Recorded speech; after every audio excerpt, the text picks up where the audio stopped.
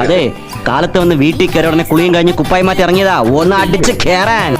സ്വപ്നത്തിനെ കാണാൻ ഇറങ്ങി വന്നോനെ